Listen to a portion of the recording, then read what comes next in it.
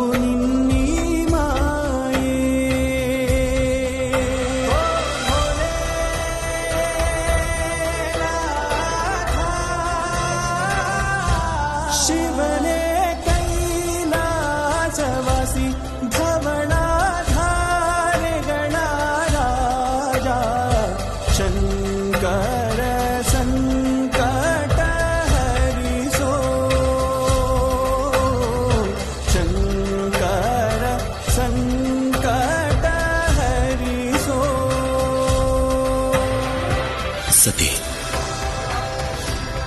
ವಿರಹದ ಈ ನೋವು ತುಂಬಾ ಕ್ಷೀಣವಾದ್ದು, ತುಂಬಾ ಕಡಿಮೆ.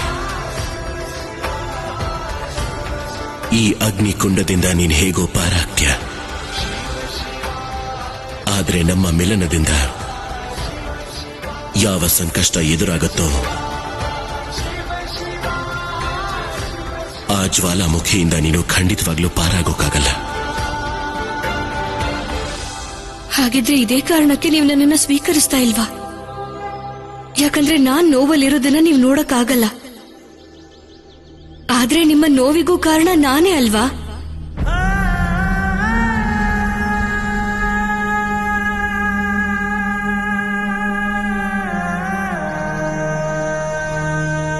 ಉತ್ತರ ಕೊಡಿ.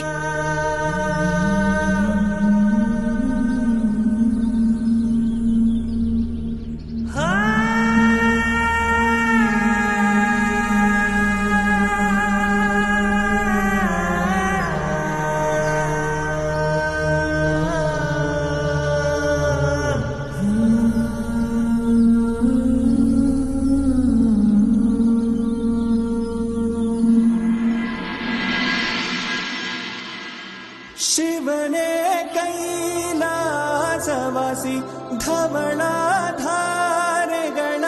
ರಾಜ ಶಂಕರ ಸಂಕಟ ಹರಿಸೋ ಶಂಕರ ಸಂಕಟ ಹರಿಸೋ ಶಿವನೇ ಕೈಲಾಸವಾಸಿ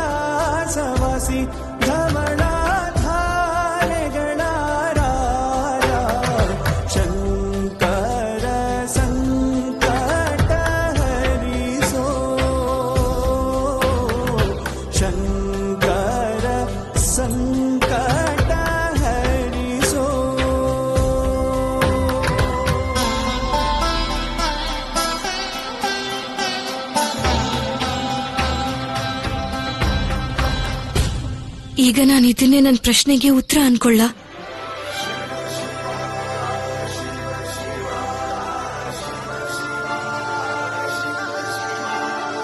ನಾನೀಗ ಹೋಗ್ಬೇಕು ಸತಿ.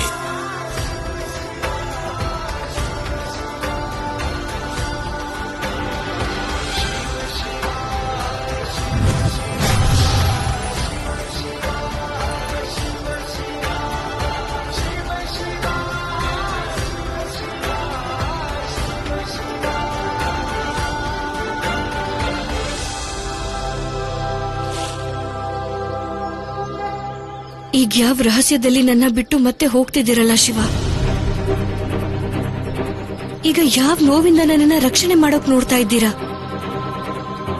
ನೀವ್ ಹತ್ರದಲ್ಲಿದ್ರೆ ನನಗ್ ಯಾವ ನೋವನ್ ಬೇಕಾದ್ರೂ ತಡೆಯುವಷ್ಟು ಸಾಮರ್ಥ್ಯ ಇದೆ. ನಿಮ್ಗೆ ನಿಮ್ ಸತಿ ಮೇಲೆ ನಂಬಿಕೆ ಇಲ್ವಾ? ಮತ್ತೆ ನೀವು ಉತ್ತರ ಕೊಡದೆ ಮಾಯ ಆಗುವಂತದ್ ಏನಿದೆ? ನಿಮ್ ಕಣ್ಣಲ್ಲಿ ನೋವಿತ್ತಲ್ಲ, ಅದು ನನಗೋಸ್ಕರನೇ ಅಲ್ವಾ ಶಿವ? ಸತಿ, ಏನ್ ನೋಡ್ತಾ ಇದ್ದೀನಿ ನಾನು? ಕಾರಾಗೃಹದಿಂದ ಹೊರಗೆ ಹೇಗ್ ಬಂದೆ ನೀನು? ಹೌದು ಸತಿ, ನಿನ್ನ ಕಾರಾಗೃಹದಿಂದ ಹೊರಗ್ ಕರ್ಕೊಂಡ್ ಬಂದಿದ್ಯಾರು? ಮಗಳೇ, ಇದೇನಾದ್ರೂ ನಿನ್ ತಂದೆ ಗೊತ್ತಾದ್ರೆ ಖಂಡಿತವಾಗ್ಲೂ ಅವರು ಸಿಟ್ಟಲ್ಲಿ ನಿನ್ಗೆ ಕಠೋರವಾದ ಶಿಕ್ಷೆ ಕೊಡ್ತಾರೆ ಮಗಳೇ. ಶಿವ ಬಂದಿದ್ರು ಅಮ್ಮ.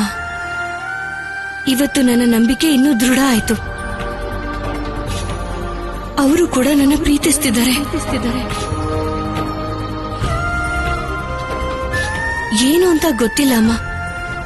ನನ್ನನ್ನ ಮಾತಾಡ್ಸಿ. ಇದೇನ್ ಮಾತಾಡ್ತಿದ್ಯಾ ಸತಿ? ಭ್ರಮೆಯಿಂದ ಹೊರಗ್ ಬಾ. ನಿನ್ ತಂದೆ ಇಲ್ಲಿಗೆ ಬರೋದಕ್ಕೂ ಮೊದ್ಲು ನೀನ್ ಒಳಗಡೆ ನಡಿ. ನಾನು ಅವ್ರಿಗೆ ಏನಾದ್ರೂ ಹೇಳ್ಕೊತೀನಿ. ಆದ್ರೆ ಮಗಳೇ, ನೀನೇನು ಮಾತಾಡದೆ ಮೌನವಾಗಿರು. ನಡಿ ಸತಿ.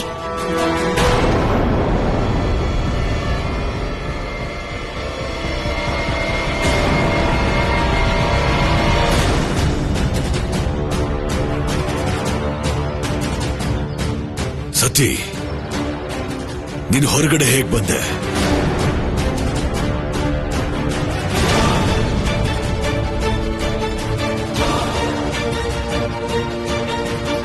ನನಗಿನ್ನೂ ಉತ್ತರ ಸಿಕ್ಕಿಲ್ಲ. ನಿನ್ನ ಕಾರಾಗೃಹದಿಂದ ಯಾರು ಬಿಡುಗಡೆ ಮಾಡಿದ್ದು? ಅವಳನ್ನ ಹೊರ ಕರ್ಕೊಂಡ್ ಬಂದಿತ್ತು ನಾನೇ. ಅವಳು ತಾಯಿ ನಾನು. ನನ್ನ ಮಗಳು ಕಾರಾಗೃಹದಲ್ಲಿದ್ದು ದುಃಖ ಪಡೋದನ್ನ ನೋಡೋದಕ್ಕಾಗಲ್ಲ ನನ್ನಿಂದ. ನಿಮಗೆ ಸುಳ್ಳು ಹೇಳೋ ಅಭ್ಯಾಸ ಕೂಡ ಇಲ್ವಲ್ಲ ದೇವಿ ಪ್ರಸೂತಿ? ನನಗೆ ಎಲ್ಲ ಸೂಚನೆ ಇದೆ. ಇದು ಆ ಕಪಾಲಿಕ ಅಘೋರಿದ್ದೇ ಕೆಲಸ.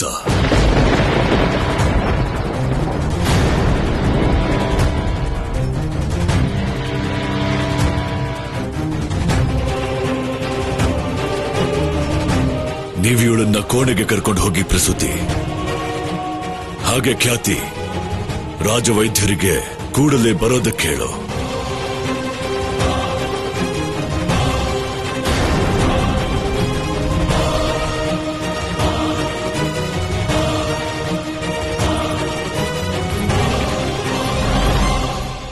ನಿರ್ಣಯ ತೆಗೆದುಕೊಳ್ಳೋ ಸಮಯ ಬಂದಿದೆ. ಆ ಅನಾಚಾರಿ ಶಿವ ಸಂಪೂರ್ಣ ರೀತಿಯಲ್ಲಿ ಸತಿನ ವಶಕ್ಕೆ ಪಡ್ಕೊಳ್ಳೋದಕ್ಕೂ ಮೊದಲು ನಾನೇ ಏನಾದ್ರೂ ಮಾಡಬೇಕು. ಏನಾದ್ರೂ ಮಾಡಲೇಬೇಕು. ನಾರಾಯಣ ನಾರಾಯಣ. ಅರೆ ಸಹೋದರ ದೇವರ್ಷಿ. ನಾರಾಯಣ ನಾರಾಯಣ. ಪ್ರಣಾಮಗಳು ಸಹೋದರ. ಬರಬೇಕು. ಇದೇನಿವತ್ತು ಇದ್ದಕ್ಕಿದ್ದ ಹಾಗೆ ಬಂದಿದ್ದು? ಸುದ್ದಿಗಳನ್ನ ಕಲೆ ಹಾಕೋದಕ್ಕೆ ಜಗತ್ತಿನ ಭ್ರಮಣ ಮಾಡ್ತಾ ಇದ್ದೀನಿ. ಹಾಗೆ ನಿಮ್ಮ ಯೋಗಕ್ಷೇಮ ವಿಚಾರಿಸೋಣ ಅಂತ ಬಂದೆ. ಇಲ್ಲಿ ನಾವೆಲ್ಲರೂ ಕುಶಲವೇ ದೇವಋಷಿ. ಅಷ್ಟಕ್ಕೂ ಇವತ್ತು ತಾವು ಶುಭ ಮುಹೂರ್ತದಲ್ಲೇ ಬಂದಿದ್ದೀರಿ. ಎಂತ ಶುಭ ಮುಹೂರ್ತ ಸಹೋದರ? ಸ್ವಲ್ಪ ತಾಳ್ಮೆ ಇರಲಿ. ದೇವಋಷಿ, ನಿಮ್ಮ ಸಹೋದರ ಮಂಗಳ ಕಾರ್ಯ ಮಾಡೋದ್ರ ಬಗ್ಗೆ ಯೋಚಿಸ್ತಾ ಇದ್ದಾರೆ. ನೀವು ಸತ್ಯನೇ ಹೇಳ್ತಾ ಇದ್ದೀರಾ. ಆದ್ರೆ ನಿಮಗೆ ಹೇಗೆ ಗೊತ್ತಾಯ್ತು?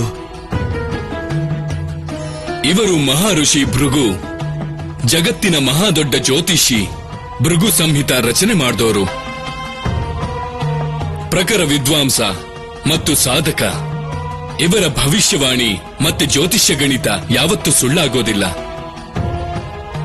ನಿಮ್ಗೆ ಇಷ್ಟ ಇದ್ರೆ ನೀವು ಇವರ ಹತ್ರ ಜ್ಯೋತಿಷ್ಯ ಕೇಳಿಸ್ಕೋಬಹುದು ನೋಡಿ. ನಾನು ವಿವೇಕ ಮತ್ತೆ ಕೆಲಸದ ಮೇಲೆ ವಿಶ್ವಾಸ ಇಡೋನು. ಹಾಗಂತ ಇದರ ಅರ್ಥ ಬೇರೆ ಏನೂ ಇಲ್ಲ. ನಾನು ಜ್ಞಾನ ಮತ್ತೆ ಜ್ಞಾನಿ ಪುರುಷರನ್ನ ಆಧಾರ ಮಾಡ್ತೀನಿ. ನಾನು ಮಹರ್ಷಿಗಳ ಜ್ಞಾನಕ್ಕೆ ಗೌರವ ಕೊಡ್ತೀನಿ.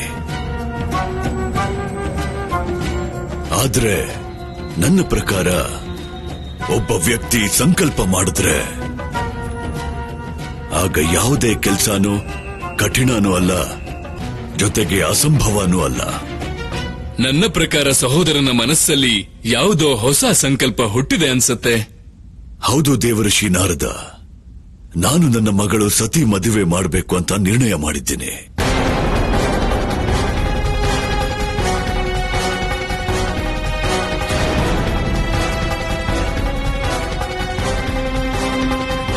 ಸಹೋದರ ದಕ್ಷ ಸತಿ ಮದ್ವೆ ಮಾಡೋ ಯೋಚನೆ ಯಾಕೆ ಮಾಡಿದ್ದಾರೆ? ಅಷ್ಟಕ್ಕೂ ನಾನು ಇಲ್ಲಿ ತನಕ ನನ್ನ ಬೇರೆ ಪುತ್ರಿಯರ ಮದುವೆನ ನನ್ನ ಮನಸ್ಸಿನ ಇಷ್ಟಕ್ಕೆ ತಕ್ಕ ಯೋಗ್ಯ ಗಂಡಿನ ಜೊತೆಗೆ ಮಾಡಿದ್ದೀನಿ. ಆದ್ರೆ ಸತಿ ಮದುವೆನ ನಾನು ಅವಳ ಆಸೆ ಪ್ರಕಾರನೇ ಮಾಡ್ತೀನಿ.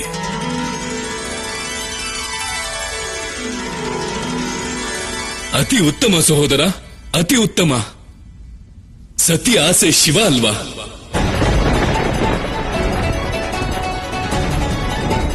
ಸತಿ ಮದುವೆ ಶಿವನ ಜೊತೆಗೆ ಮಾಡೋ ನಿರ್ಣಯ ಅತಿ ಉತ್ತಮ.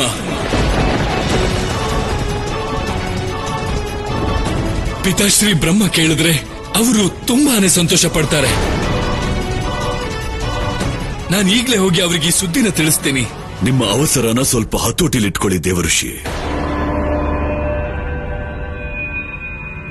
ನನ್ನ ಪೂರ್ತಿ ಮಾತನ್ನ ಕೇಳಿ. ನಾನು ಸತಿ ವಿವಾಹನ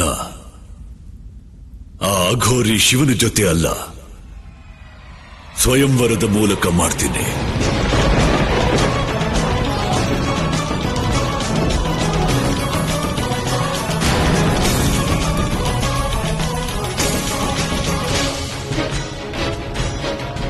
ನಿಮ್ಮ ಈ ನಿರ್ಣಯನ ಸತಿ ಒಪ್ಕೊಳ್ಳೋಕೆ ಸಾಧ್ಯನೇ ಇಲ್ಲ. ಸತಿ ಆದಿಶಕ್ತಿ, ಅವರು ಶಿವನನ್ನ ಬಿಟ್ಟು ಬೇರೆ ಯಾರನ್ನೂ ಮದುವೆ ಆಗೋದಿಲ್ಲ. ಚಕ್ರವರ್ತಿ ಸಾಮ್ರಾಟರಿಗೆ ಆಮಂತ್ರಣ ಕೊಡ್ತೀನಿ. ಅವರಲ್ಲಿ ಯೋಗ್ಯರನ್ನ ನನ್ನ ಮಗಳು ಆಯ್ಕೆ ಮಾಡ್ತಾಳೆ.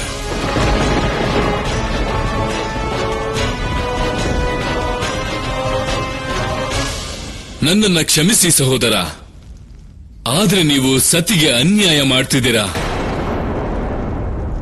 ಸತಿ ಆದಿಶಕ್ತಿ, ಶಿವನ ಶಕ್ತಿ.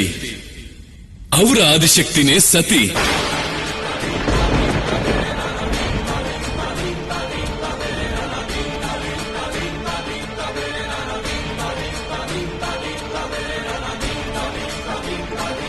ಅವರ ಮದುವೆ ಕೇವಲ ಶಿವನ ಜೊತೆಗೆ ಸಾಧ್ಯ, ಬೇರೆ ಯಾರ ಜೊತೆಗೂ ಸಾಧ್ಯವಿಲ್ಲ.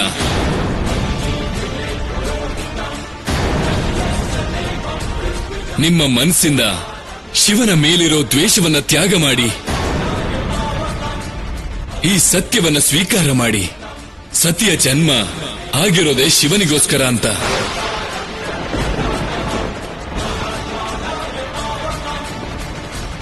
ಅವರ ಹೊರತಾಗಿ ಯಾರೂ ಸತಿಯ ಶಕ್ತಿಯನ್ನ ಸ್ವೀಕರಿಸೋಕ್ ಸಾಧ್ಯವಿಲ್ಲ.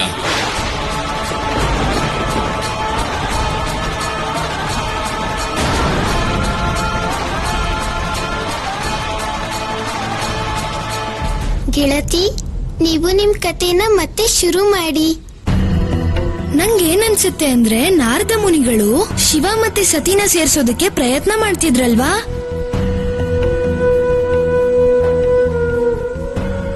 ಎಂಥ ವಿಚಿತ್ರ. ಯಾರು ಸ್ವಯಂ ನಾರದಾನೋ ಅವರೇ ಎಲ್ಲ ಮರೆತು ಅವ್ರ ಕಥೆನೇ ಕೇಳ್ತಾ ಇದ್ದಾರೆ. ನಾರದ ಮುನಿಗಳು ಮೊದಲು ನಮ್ಮಿಬ್ರನ್ನ ಸೇರ್ಸೋ ಪ್ರಯತ್ನ ಮಾಡಿದ್ರು, ನಂತರ ನಮ್ಮಿಬ್ರನ್ನು ದೂರ ಮಾಡೋ ಪ್ರಯತ್ನ ಮಾಡಿದ್ರು. ನಾನು ನಿನ್ನ ತಾಯಿ ಸರಸ್ವತಿ ನಿನಗೆ ಶಾಪನ ಕೊಡ್ತಾ ಇದ್ದೀನಿ.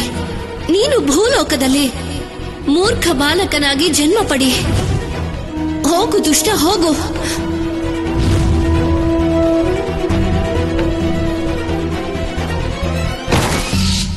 ಗೆಳತಿ, ನೀವು ಏನ್ ಯೋಚನೆ ಮಾಡ್ತಾ ಇದ್ದೀರಾ?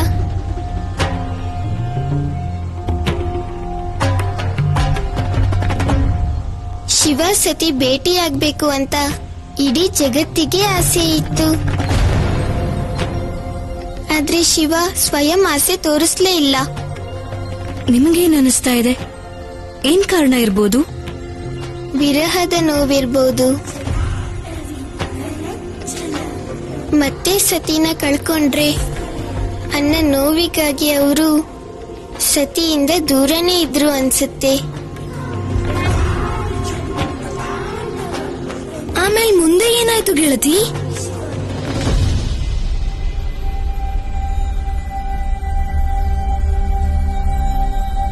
ನಾರದ ಮಾಡಿರೋ ಪ್ರಯತ್ನಕ್ಕೆ ಗ್ರಹಣ ಕವಿದಿತ್ತು.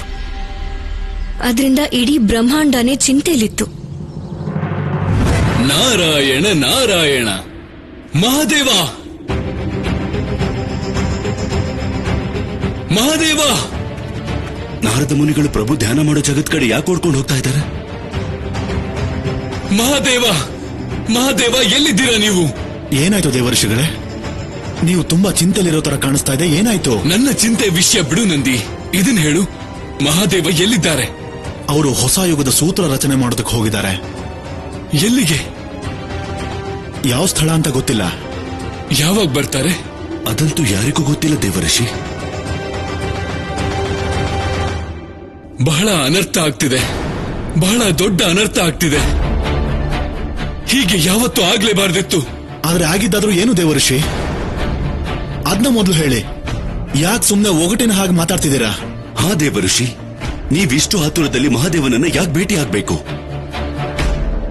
ನನಗೆ ಮಹಾದೇವನ ಅವಶ್ಯಕತೆ ಮಾತೆ ಸತಿಯ ಸ್ವಯಂವರ ತಡೆಯೋದಕ್ಕೆ ಬೇಕಾಗಿತ್ತು.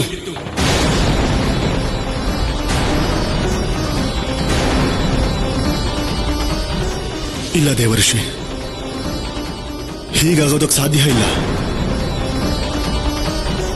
ಮಾತೆ ಸತಿ ಮತ್ತು ಪ್ರಭು ಇಬ್ರು ಒಬ್ಬರಿಗೊಬ್ರು ಪೂರಕ ತಾನೆ. ಪ್ರಭುಗಳ ಜೊತೆ ಅಲ್ಲದೆ ಮಾತೆ ವಿವಾಹ ಬೇರೆಯವ್ರ ಜೊತೆ ಆಗೋದಕ್ಕೆ ಹೇಗ್ ಸಾಧ್ಯ? ಯಾಕೆ, ಹೇಗೆ, ಇದೆಲ್ಲ ಪ್ರಶ್ನೆಗೆ ಉತ್ತರ ಕೊಡೋ ಸಮಯ ಇದಲ್ಲ ನಂದಿ. ನಾವು ಬೇಗ, ಅತಿ ಬೇಗ ಮಹಾದೇವನಿಗೆ ಈ ಸುದ್ದಿ ತಲುಪಿಸಲೇಬೇಕು. ಪ್ರಜಾಪತಿ ದಕ್ಷನು ತನ್ನ ಮಗಳು ಸತಿಯ ಸ್ವಯಂವರ ನಡೆಸೋದಕ್ಕೆ ನಿರ್ಧಾರ ಮಾಡಿದ್ದಾನೆ.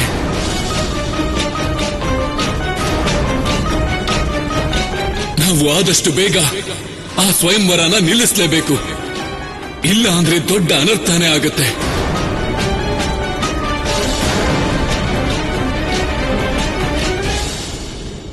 ಆದ್ರೆ ದೇವಋಷಿ, ಸಮಸ್ಯೆ ಏನಂದ್ರೆ ನಾವು ಮಹಾದೇವನ ಹೇಗ್ ಹುಡುಕೋದು? ಅದಂತೂ ಯಾರಿಗೂ ಗೊತ್ತಿಲ್ಲ ದೇವಋಷಿ. ಈ ಸಮಯದಲ್ಲಿ ಮಹಾದೇವ ಯಾವ ಸ್ಥಳದಲ್ಲಿದ್ದಾನೆ ಅಂತ.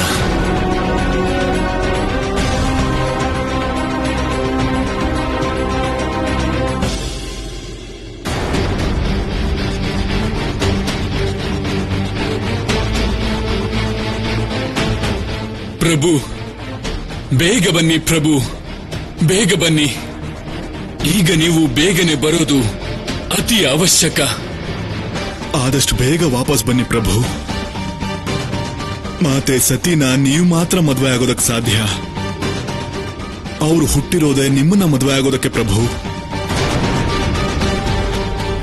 ಪ್ರಭು ಬೇಗ ಬನ್ನಿ, ಇಲ್ದೇ ಇದ್ರೆ ತುಂಬಾ ದೊಡ್ಡ ಅನರ್ಥ ಆಗುತ್ತೆ. ಬೇಗ ಬನ್ನಿ ಪ್ರಭು, ಬೇಗ ಬನ್ನಿ. ನಮ್ಮ ಪ್ರಾರ್ಥನೆ ಕೇಳಿ. ನಂದಿ, ಈಗೇನಾಗತ್ತೆ?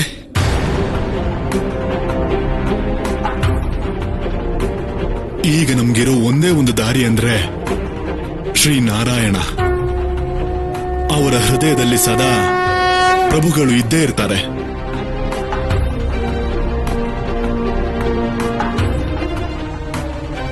ಆ ಸಮಸ್ಯೆ ಬಗೆಹರಿಸೋಕೆ ಯಾರು ಏನು ಮಾಡ್ಲೇ ಇಲ್ವಾ? ಮಾಡಿದ್ರು. ಸ್ವಯಂ ಬ್ರಹ್ಮ ತಮ್ಮ ಪುತ್ರ ಪ್ರಜಾಪತಿ ದಕ್ಷನಿಗೆ ಬುದ್ಧಿ ಹೇಳೋ ಪ್ರಯತ್ನ ಮಾಡಿದ್ರು. ಆದ್ರೆ ಅಹಂಕಾರಿ ಪ್ರಜಾಪತಿ ದಕ್ಷ ಅವ್ರ ಮಾತನ್ ಕೇಳೋಕೆ ಸ್ಪಷ್ಟವಾಗಿ ನಿರಾಕರಿಸಿದ್ರು. ಈಗ ನಿನ್ನ ಸೋಲು ಖಚಿತ ಕಪಾಲಿಕ.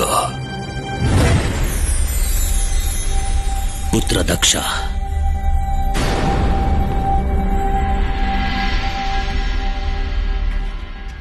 ಪ್ರಣಾಮಗಳು ಪಿತಾಶ್ರೀ. ನಿಮ್ಮ ಆಗಮನ ಶುಭ ಸಮಯದಲ್ಲೇ ಆಗಿದೆ ಪಿತಾಶ್ರೀ. ನಾನಿವತ್ತು ಸತಿ ಒಪ್ಕೊಂಡ ಮೇಲೆ ಅವಳ ಸ್ವಯಂವರ ಮಾಡು ನಿರ್ಣಯ ಮಾಡಿದ್ದೀನಿ. ಆ ಸ್ವಯಂವರದಲ್ಲಿ ಅವಳು ತನ್ನ ಗಂಡನ್ನ ತಾನೇ ಆಯ್ಕೆ ಮಾಡ್ಕೋತಾಳೆ. ನನ್ನ ಯಾವುದೇ ಒತ್ತಡ ಅಥವಾ ಹಸ್ತಕ್ಷೇಪ ಖಂಡಿತ ಇರೋದಿಲ್ಲ. ನನ್ನ ನಿರ್ಣಯ ಸರಿಯಾಗಿದೆ ಅಲ್ವಾ ಪಿತಾಶ್ರೀ? ನೋಡು ದಕ್ಷ, ಒಬ್ಬ ಮಗಳ ಅಪ್ಪನಾಗಿ ನಿನ್ನ ಮಗಳ ಸುಖಮಯ ಜೀವನಕ್ಕಾಗಿ ಈ ನಿರ್ಣಯ ಖಂಡಿತ ಒಳ್ಳೆಯದೇ. ಆದ್ರೆ ನಿನ್ಗೆ ಗೊತ್ತು ತಾನೆ ಸತಿ ಯಾರು ಅಂತ?